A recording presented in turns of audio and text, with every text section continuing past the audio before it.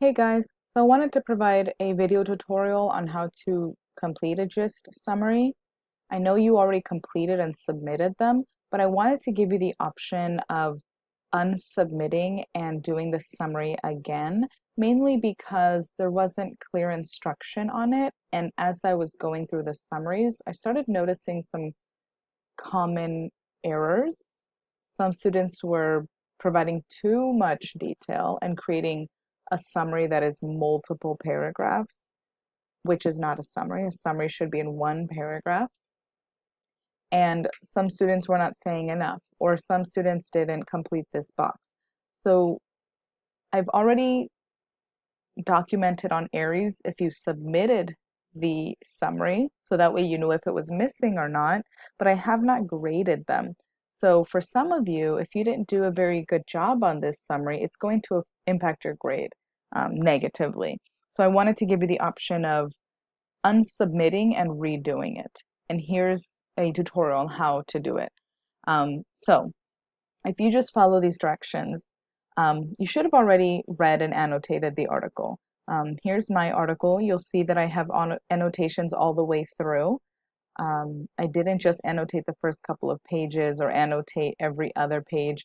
Every single page has some annotations, and this shows that I read through it slowly and have a pretty good understanding of the article.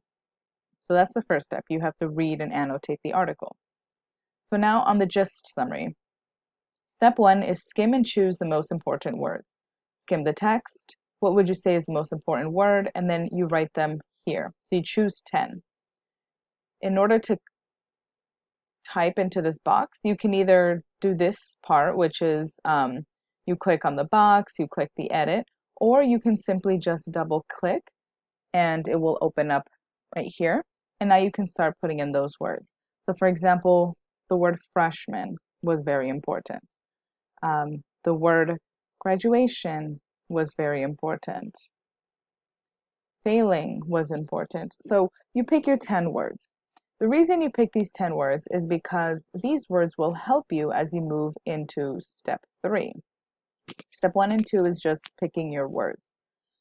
Step 3 states, put the article away. That means you're not supposed to look at it.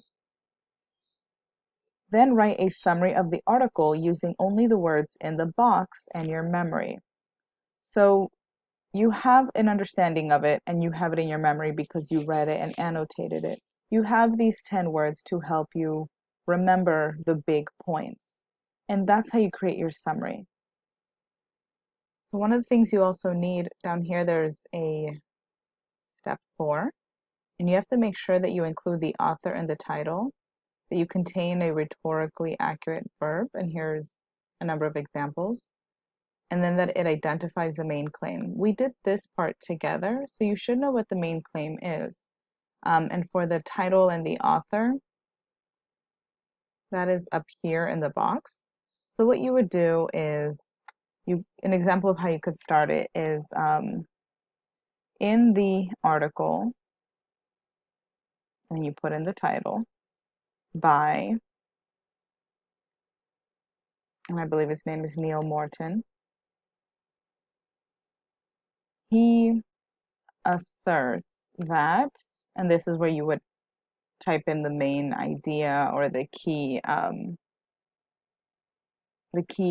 part of it.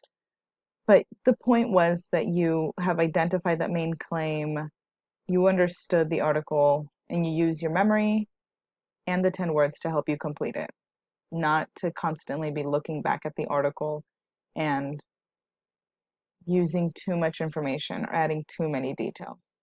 So I hope this helps clarify what the summary should have looked like.